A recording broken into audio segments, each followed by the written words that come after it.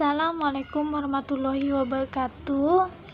Saya dari kelompok 4. Di sini akan membacakan hasil ringkasan materi filsafat pendidikan dengan judul bab 4 Filsafat Pendidikan Sebelum Abad 20 dengan dosen pengampu M. Saufi MPD yang disusun oleh kelompok 4 yang beranggotakan yaitu saya sendiri Alisa Kadinada dengan NPM 3062056213, Amani Husna Sabita 3062056019, dan Anita Maulidia Sari dengan NPM 3062056110 dan Linda dengan NPM 3062056180. Latar belakang munculnya filsafat. Filsafat Yunani kembali muncul pada masa kejayaan Islam dinasti Abbasiyah sekitar awal abad 9 Masehi. Tetapi di puncak kejayaannya, dunia filsafat Islam mulai mengalami kemunduran ketika antara para kaum filsuf yang diwakili oleh Ibnu Rushdi dengan para kaum ulama oleh Al-Ghazali yang menganggap filsafat dapat menjerumuskan manusia ke dalam ateisme bergolak. Filsafat pendidikan sebelum abad ke-20 yaitu 1.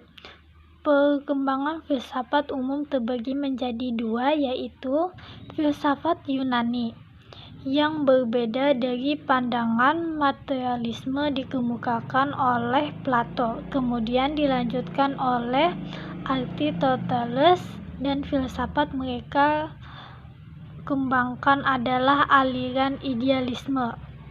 Dan yang kedua, filsafat Hindu. Sejak abad 10 Masehi, perkembangan filsafat Hindu sejajar dengan perkembangan filsafat Yunani. Bahkan ada ahli yang mengatakan adanya kesamaan konsep mitologi Hindu dengan Yunani.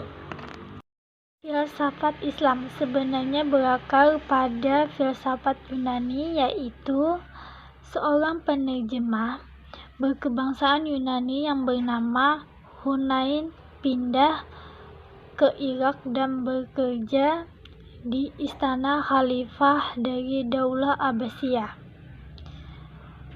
Filsafat Eropa atau filsafat modern. Filsafat ini berkembang sejak munculnya keinginan untuk menjadikan alam pemikiran klasik sebagai pedoman bagi perkembangan ilmu pengetahuan dan kebudayaan yang terkenal dengan istilah Renaissance. Kedua, perkembangan filsafat pendidikan.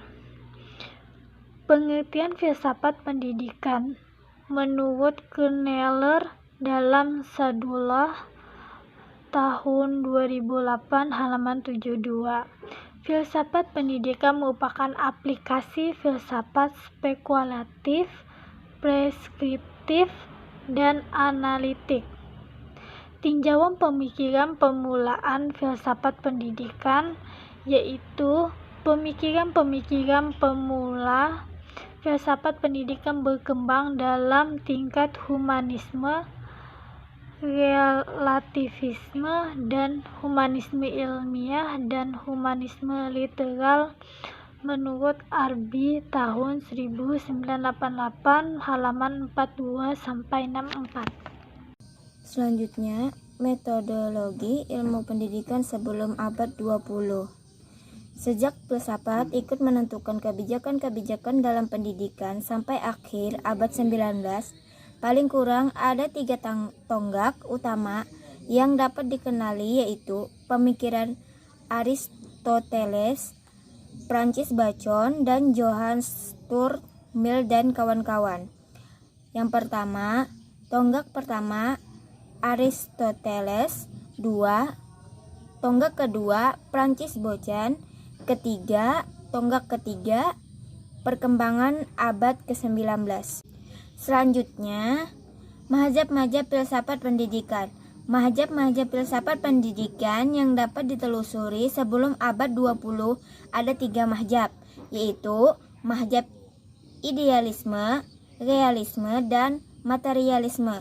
Mazhab-mazhab yang lain kebanyakan tumbuh di akhir abad ke-19 dan berkembang pada abad ke-20, seperti pragmatisme, eksistensialisme, progresivisme, perennialisme, esensialisme, dan rekonstruksionalisme.